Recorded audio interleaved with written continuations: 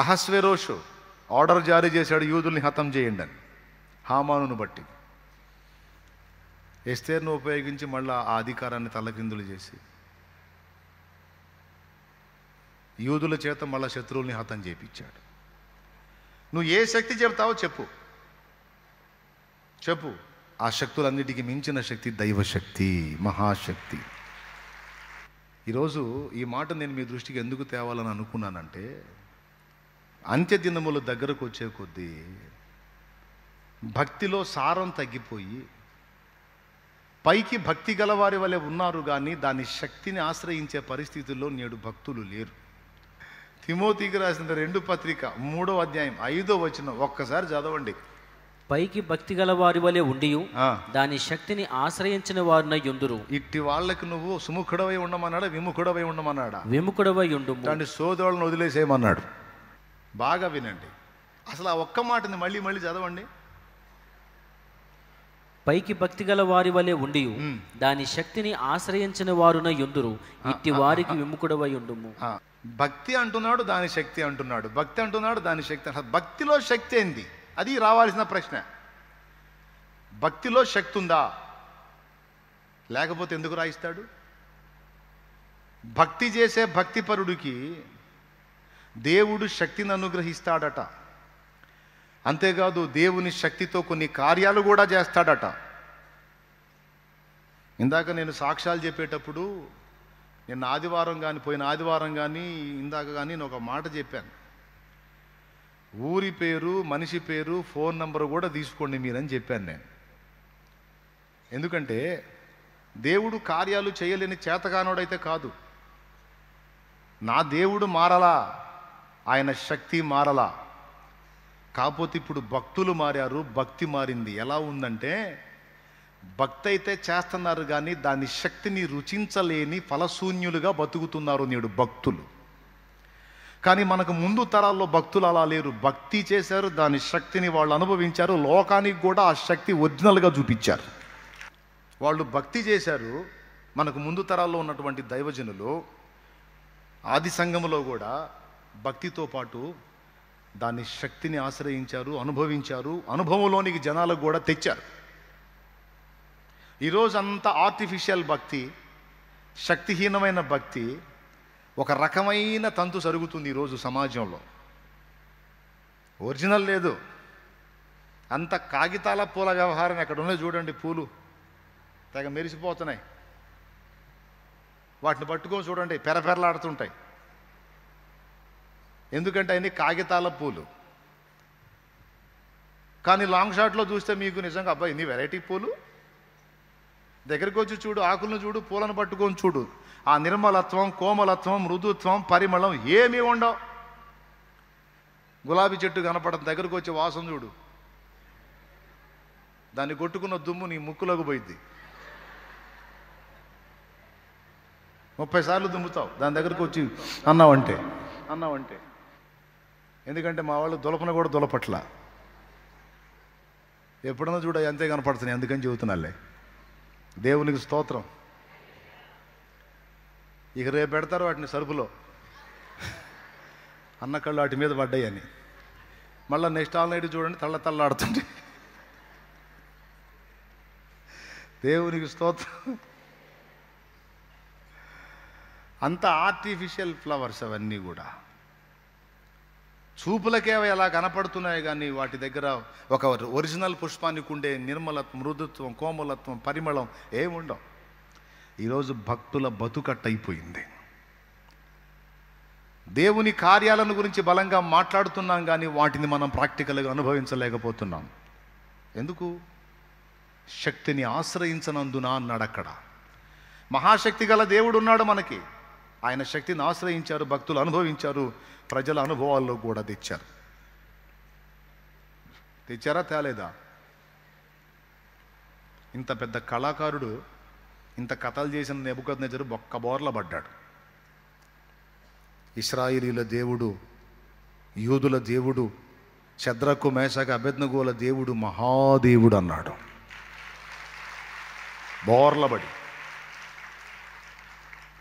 సాష్టాంగపడి మొక్కకపోతే దెబ్బతింటారు అన్నోడే సాష్టాంగపడి మొక్కాడు సైన్యములకు అధిపతియగు యెహోవాకి.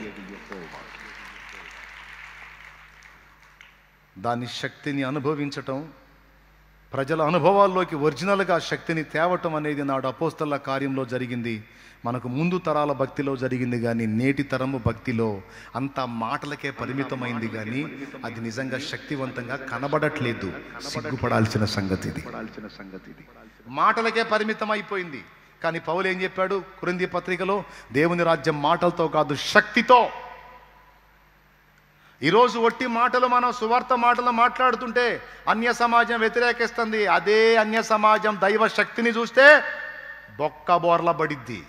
దేవుని ముందు పడదా? అదే అన్య సమాజం దేవుని శక్తిని చూస్తే ఖచ్చితంగా బోర్ల పడిద్ది. దేవుణ్ణి గణపరిచిద్ది, మెచ్చుకుంటుంది, మొత్తుకుంటుంది, ఆశ్రయించిద్ది.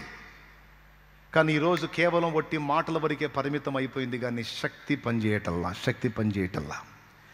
ఎన్నో ప్రాంతాల్లో సంఘాలు, సేవలు, పరిచర్యలు జరుగుతున్నాయి, కానీ దేవుని శక్తి సమాజాలని కదిలించే విధంగా అక్కడ ప్రభావవంతంగా పనిచేయటల్లా, వెదజల్లబడట్లా, బహిర్గతం కావట్లా.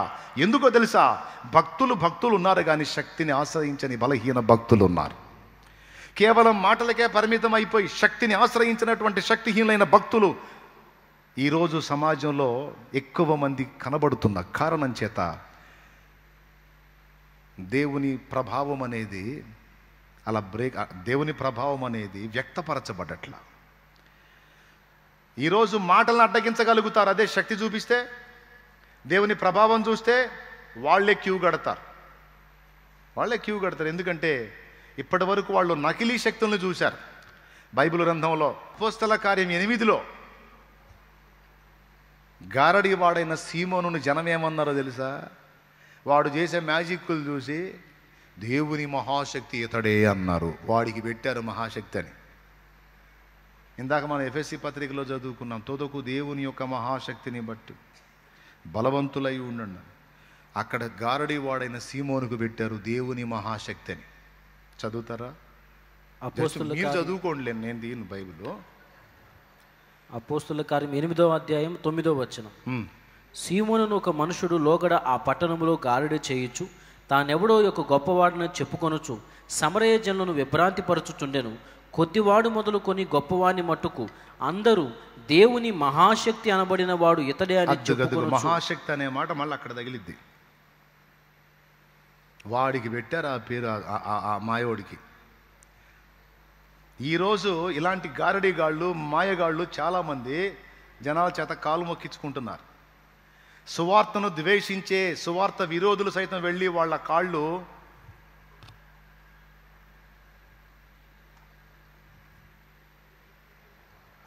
మొక్కుతున్నారు, తిప్పలు పడుతున్నారు. ఈ గారడీగాళ్ళు, ఈ మాయగాళ్ళ కాళ్ళు ఎందుకు? వాడు గ్యాంబ్లింగ్ చేసో, మ్యాజిక్ చేసో, మాయ చేసో, ఏదో పవర్ ఉందన్నట్టు చూపిస్తున్నాడు లేని దాన్ని. కానీ ఒరిజినల్గా శక్తి కలిగిన దేవుణ్ణి ఆశ్రయించిన భక్తులేమో బలహీనులై ఒరిజినల్ శక్తిని లోకానికి చూపలేని అల్పులుగా మారిపోయారు. ఇది మీకే కాదు, నాకు, అందరికీ కూడా సిగ్గు రావాల్సినటువంటి సంగతి. సంఘము, సేవకులు, విశ్వాసులు అందరూ సిగ్గు తెచ్చుకోవాల్సిన సంగతి కాదంటారా? ఈ వీడు ఒక దేవుళ్ళ పూజించబడుతున్నాడు అక్కడ. ఆ సమరయ మొత్తం వీడికి మొక్కుతున్నారు. అదేమంటే దేవుడి మహాశక్తి అండి, ఎన్ని కార్యాలు చేస్తున్నాడు అనుకున్న మామూలు విషయం కాదని తెగ భజన చేస్తున్నారు జనం వాడికి. అలాంటి చోటకి ఎంటర్ అయ్యాడు ఫిలిప్పు. దైవజనుడైన ఫిలిప్పు. దైవజనుడా, అద్భుత ప్రసంగికుడా. అపోస్తల కార్యం 6వ అధ్యాయంలో వంట వడ్డించే బ్యాచ్లో 7గురిలో ఒకడు. ఏమండోయ్, అనర్గళ ప్రసంగికుడు, అద్భుత వాక్చాతుర్యం కలిగినోడు. ఇవన్నీ ఏం చెప్పాలి ఆయన గురించి?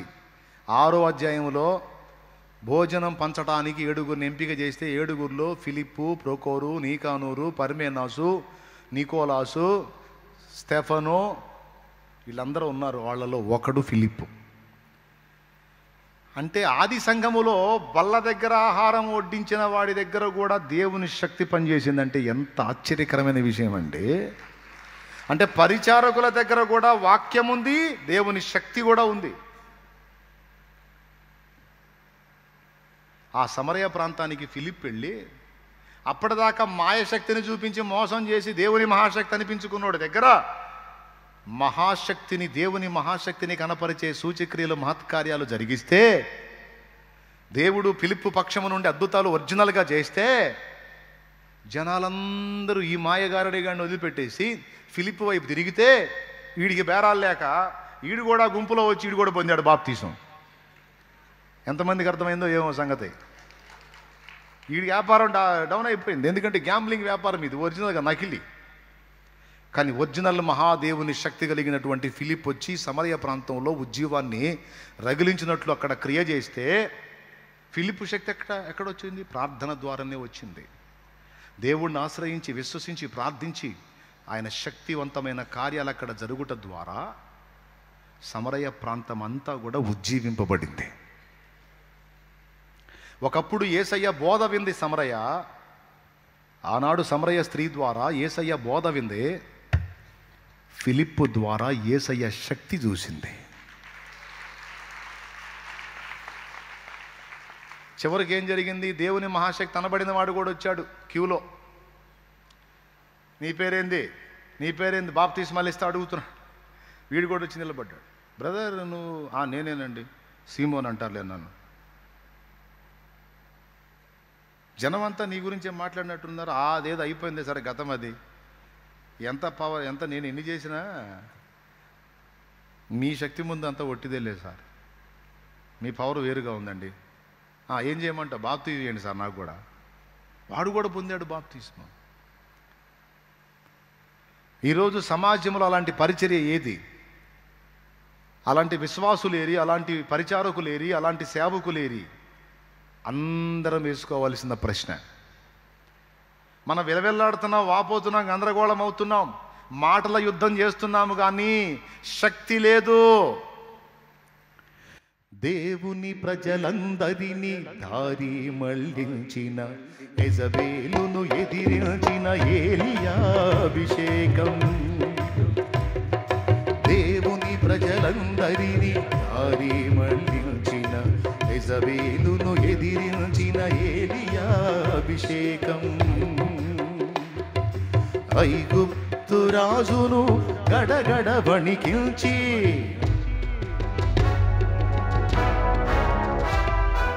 ఐగుప్తు రాజును గడగడ వణికించి, తన వారిని విడిపించిన మోషే అభిషేకం. తన వారిని విడిపించిన మోషే అభిషేకం. హల్లెలూయా హల్లెలూయా హల్లెలూయా హల్లెలూయా హల్లెలూయా హల్లెలూయా ఆరాధన. హల్లెలూయా హల్లెలూయా ఆరాధన. కురిపించుము దేవా నీ ఆత్మవర్షము, బలియంతును నీకై నా జీవితాంతము. కురిపించుము దేవా నీ ఆత్మవర్షము, బలియంతును నీకై నా జీవితాంతము. హల్లెలూయా హల్లెలూయా హల్లెలూయా హల్లెలూయా హల్లెలూయా ఆరాధన. హల్లెలూయా హల్లెలూయా ఆరాధన. దేవునికి మహిమ. గ్రంథాన్ని జాగ్రత్తగా ధ్యానించాలి, దేవుని వాక్యాన్ని. పైకి భక్తి గలవారి వలె ఉండి దాని శక్తిని ఆశ్రయించని వారంటే, భక్తిలో శక్తి ఉందని, శక్తిని మనం ఆశ్రయిస్తే పొందగలమని, మనం అనుభవంలో చూడగలమని, ప్రజలకు కూడా అనుభవంలో తేగలమని దాని అర్థం. దేవుని కంటే సుఖానుభవమును ఎక్కువగా ప్రేమించువారు అన్నాడు దానికి ముందు. దేవుని కంటే సుఖానుభవమును ఎక్కువగా ప్రేమించువారు. గంటన్నర ప్రసంగం చేశాడంటే ఇంకా అయ్యగారు ప్రార్థన ఏం చేస్తాడు? ఆ పూటకి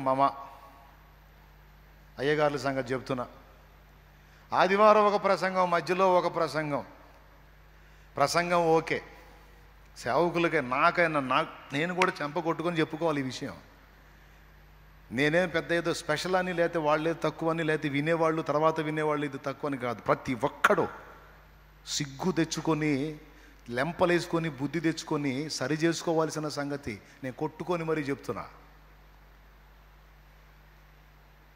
ఆదివారం ఒక ప్రసంగం, మధ్యలో ఒక ప్రసంగం చేసి మిగిలిన రోజులు ఎందుకు అవకాశం ఇచ్చాడు, ఏం చేయమని ఇచ్చాడంటే, శక్తిని ఆశ్రయించండి రా, మోకాళ్ళు వేసి శక్తి పొందుకోండి, నా ప్రభావం సమాజం మీద పని చేయాలంటే వచ్చి మోకాళ్ళు వేయాలి. మోకాళ్ళు వేసి ఏం చేయాలి? భూమి మీద పని చేస్తున్న దురాత్మలను బంధించాలి. బలవంతుడైన వాని మొదట బంధించితేనే కానీ వాని ఇంటిని దోచుకోవటం కుదరదన్నట్టు దేవుని వాక్యం మత్తయి సువార్త 18:18 అక్కడ చెప్తున్నాడు ఏమని? బలవంతుడైన వాని మొదట బంధించాలి. భూమి మీద మీరు వేటిని బంధింతురో అక్కడ బంధించబడును, మీరు దేన్ని విప్పుతారో ఇక్కడ నేను విప్పుతానని దేవుడు మాట్లాడాడు. రెండు చేయాలి. ఒకటి దయ్యపు శక్తులను బంధించాలి, రెండవది దేవుని శక్తి దిగివచ్చున్నట్లు ప్రార్థించాలి. అది నీ బ్రతుకులోకి దిగి రావాలి, నా బ్రతుకులోకి దిగి రావాలి, సమాజంలోకి దిగి రావాలి, ప్రజలలోకి దిగి రావాలి, సంఘాల్లోకి దిగి రావాలి, పరిచర్యల్లోకి దిగి రావాలి. అప్పుడు నువ్వు పల్లెటూరులో చేస్తావో, పట్టణంలో చేస్తావో, వీధిలో చేస్తావో, వాడలో చేస్తావో, దేవుని ప్రభావం అనేది అక్కడి నుంచి అక్కడికి దిగొచ్చి అక్కడి నుంచి పనిచేయటం మొదలు పెడితే పరిగెత్తుకొచ్చి సాష్టాంగ పడతారు, బోర్ల పడతారని చెప్పా కదా. అప్పుడు జరిగిద్ది అన్యజనులు వచ్చి లోపల దేవుని సన్నిధిలో సాష్టాంగ పడటం అనేది శక్తి చూసినప్పుడు జరిగిద్ది. దేవుని శక్తి కార్యరూపం దాల్చినప్పుడు, దేవుని ప్రభావం అన్యజనులు అనుభవించినప్పుడు అప్పుడు ఇక మాట్లాడే సౌండ్ ఉండదు. దేవుడికి గడగడలాడుతూ వచ్చి మోకాళ్ళు వేస్తారు. వాళ్ళే సహకారులు అవుతారు, వాదించే వాడితో వాళ్ళే వాదిస్తారు. ఎవడురా నువ్వు మాట్లాడుతున్నావు? నేను చూశాను రా దేవుడి శక్తిని, నేను అనుభవించాను నా లైఫ్లో. పోరా అవతలికి, నేను ఇక్కడ నిలబడేది, వాడే నిలబడతాడు సాక్ష్యానికి. అలా ఇతరుల అనుభవంలోనికి దేవుని శక్తి ఎక్కడొచ్చింది?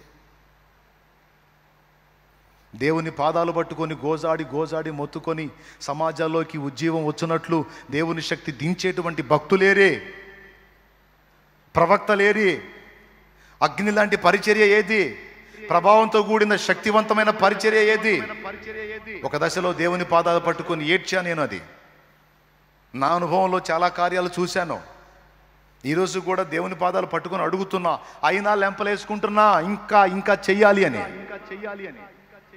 దేవుని శక్తి ఒరిజినల్గా దిగి రాకపోతే సమాజాలు ఉజ్జీవానికి నోచుకో. ఈ రాత్రి దేవుని ఏర్పాట్లో ఉన్న వాళ్ళందరూ ఇక్కడికి వచ్చారు. దేవుని ప్రణాళికలో నువ్వు ఉన్నావు కాబట్టి ఈ మాటలు వినటానికి దేవుడు నిన్ను తీసుకొచ్చి కూర్చోబెట్టాడు ఇక్కడ. దేవుని ప్రణాళిక నువ్వు లేకపోతే ఆయన ప్రణాళికలో ఈ లైవ్లోకి రావు. నువ్వు ఈరోజు నిద్ర మేలుకొని నువ్వు కూర్చున్నావు, దేవుడు నిన్ను కూర్చోబెట్టాడు. వినో నా మాటలు వినాలి నువ్వు. సంఘము, నా సంఘం ఇలా ఉంది, నా పరిచర్య ఇలా ఉంది, నా బిడ్డలు ఇలా ఉన్నారు, నా సేవకులు ఇలా ఉన్నారు, నా సంఘం ఇలా ఉంది. పేరుకి సంఘమే కానీ శక్తిహీనమైన సంఘమైంది, పేరుకి భక్తి గల సంఘమే కానీ శక్తిని ఆశ్రయించని సంఘమైందని దేవుడు తన సంఘమును గూర్చి, సార్వత్రిక సంఘమును గురించి, ప్రపంచవ్యాప్తంగా ఉన్న సంఘములను గూర్చి నా దేవుడు మాట్లాడుతున్న మాట. కడవరి కాల ఉజ్జీవం రావాలంటే ముందు నాయకులలో ఉజ్జీవం రావాలి, విశ్వాసులలో ఉజ్జీవం రావాలి, చైతన్యం రావాలి. నేను మాట్లాడుతున్న మాటలు నిజంగా ఆత్మీయులైన వాళ్ళకి అర్థమవుతాయి, రోషం పుట్టిస్తాయి. కరెక్టే కదా.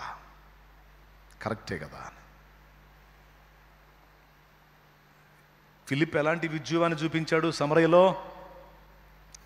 అప్పటిదాకా మాయగాళ్లకు కాలు మొక్కినటువంటి జనాలు మాయగాడిని పక్కన పెట్టి అసలైన శక్తి దగ్గరికి వచ్చినప్పుడు మాయగాడు కూడా వచ్చి బాప్తీసం పొందాడు. ఈరోజు మంత్రగాళ్ళ దగ్గరికి, వాస్తుల దగ్గరికి, జాతకాల వాళ్ళ దగ్గరికి, హస్త సాముద్రికాల దగ్గరికి, తాంత్రికుల దగ్గరికి ఎందుకు వెళ్తున్నారు ప్రజలు? జీవం గల దేవుని శక్తిని గురించి ప్రచురపరచబడుతుందే కానీ శక్తి అనుభవంలోకి రావట్లా, దేవుని శక్తి క్రియాత్మకం కావట్లా, ప్రజల ప్రాక్టికల్ లైఫ్లోకి అది అనుభవపూర్వకం కావటల్లా, శక్తిని అనుభవించలేకపోతున్నారు. ముందు మనం అనుభవించలేకపోతున్నాం. మనం అనుభవించితే కదా ప్రజల అనుభవంలోకి వచ్చేది. అది ఎంతమందికి అర్థమవుతుందో చెప్పండి? నిజంగా చేతులు ఎత్తండి అర్థమైతే. దేవునికి స్తోత్రం కలుగునుగాక. ఎందుకు చేయడు దేవుడు తన కార్యాలు? ఎందుకు చేయడు? కొంతమందినంటే శ్రమల అనుభవం కోసం వదిలేశాడు అనుకుందాం. అందరిని వదిలేశాడా? ఎందుకు బాగు చేయలేడు దేవుడు కిడ్నీలని? ఎందుకు బాగు చేయలేడు దేవుడు గుండెని? ఎందుకు బాగు చేయలేడు దేవుడు వదిలేసినటువంటి డాక్టర్స్ వదిలేసినటువంటి శరీరాలని? దేవుడు నిన్న నేడు నిరంతరం మార్పు లేని వాడుగా ఉన్నాడు కదా. మృతులను సజీవులుగా చేసే శక్తి ఆనాడే కాదు, ఈనాడు కూడా దేవునికి ఉంది కదా. అప్పుడంటే ఆ పవర్ పనిచేసింది, ఇప్పుడంటే ఆ పవర్ చచ్చిపోయింది అంటానికి ఏమన్నా ఉందా? అయ్యో, మార్పు లేని దేవుడే. దేవుడు మారలా. దేవుణ్ణి ఆశ్రయించడం చేతగాని భక్త సమాజం ఒకటి లేసింది ఈరోజు. ప్రార్థనా బలిపీఠాలను పడగొట్టుకొని, ప్రార్థనా బలిపీఠాలను కూలదోసుకున్న పనికి మాలిన భక్త సమాజం ఒకటి లేచింది. దానివల్ల జరుగుతుంది ఇదంతా. మోకాళ్ళుని మొర్ర పెడితే ఆకాశం నుండి అగ్ని దిగింది. మోకాళ్ళుని మొర్ర పెడితే 3.5 ఏళ్ళు వర్షం ఆగిపోయింది. ప్రభువా అని కేకేస్తే చచ్చినోడు పిల్లగాడు బతికాడు. మోకాళ్ళుని మొర్ర పెడితే కాకులు రొట్టె మాంసం తీసుకొచ్చి ఇచ్చినాయి. కొండ ఎక్కి కూర్చొని నేనే దైవజనుడైతే నిన్ను 50 మందిని ఆకాశం నుండి అగ్ని దిగి వచ్చి ఇప్పుడే దహించును కాకంటే 51 బూడిద కుప్పలు ఉన్నాయి ఆడ. అలాంటి భక్తుని చరిత్ర మనం చదివాం. ఏమనుందో తెలుసా? ఏలియా మన వంటి స్వభావం గల మనుష్యుడే అని రాస్తుంది. ఇలాంటి శక్తివంతమైన కార్యాలను చూసినటువంటి ఏలియా, చూపించిన ఏలియా నీలాంటి నాలాంటి స్వభావం గల మనుషుడే. తేడా ఎక్కడుంది? భక్తితో పాటు శక్తిని ఆశ్రయించారు. ఎంత స్పష్టంగా చెప్పాడో. పైకి భక్తి గలవారి వలె ఉందురు కానీ దాని శక్తిని ఆశ్రయించరు, నమ్మరు, విశ్వసించరు, అనుభవంలో పొందలేరు. ఎందుకు చేయడు దేవుడు తన బలమైన కార్యాలు? ఎందుకు మార్చడు ప్రజల జీవితాలను? ఎందుకు కదిలించడు?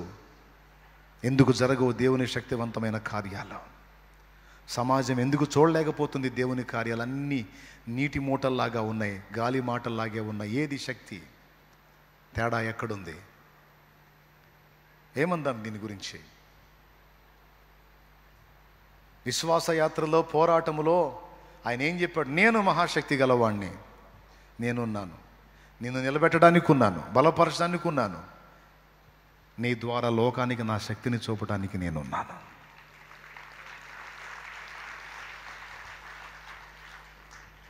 భక్తుల చరిత్రలు చదివితే మైండ్ పోయే కార్యాలు ఉన్నాయి. అందులో భక్తుల చరిత్రలు చదివితే మైండ్ పోయే కార్యాలు.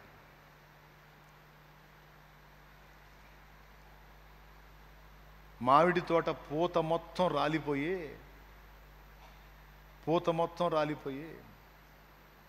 పనికి రాకుండా అయిపోయిన తోట. దైవజనుడు వెళ్ళి మోకాళ్ళుని ప్రార్థన చేసి వస్తే ఆ ఉన్న పూత కూడా రాలిపోయిందంట.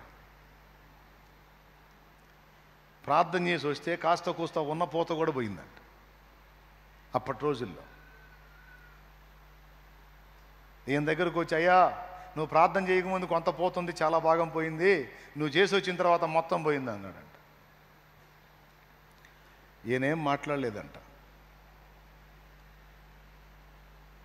మళ్ళీ పోయి చూడుపో అన్నాడంట. కొంతకాలం తర్వాత, కొద్ది రోజులు వ్యవధిలో మళ్ళా పోయి చూస్తే తోట మొత్తం పూతతో నిండిపోయిందంట.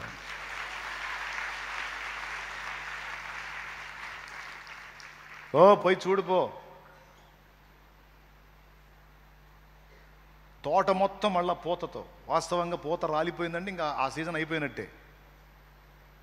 మళ్ళీ ఎట్లా సాధ్యం? పోవాయా, పోయి చూసుకోపో. ఏనేం కంగారు పడలా. అయ్యా ఉన్నది కూడా పోయిందా? అయ్యో అనలా, అసలు తొణకలా.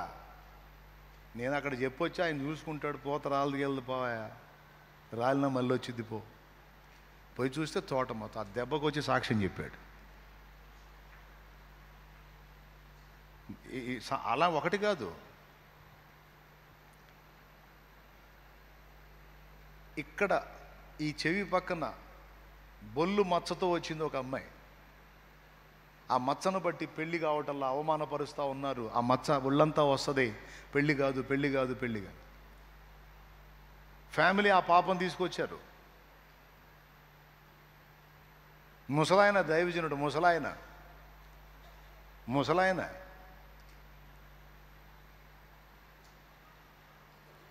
ఏదో ఒక పాకలో సేవ చేసుకుంటున్నాడు.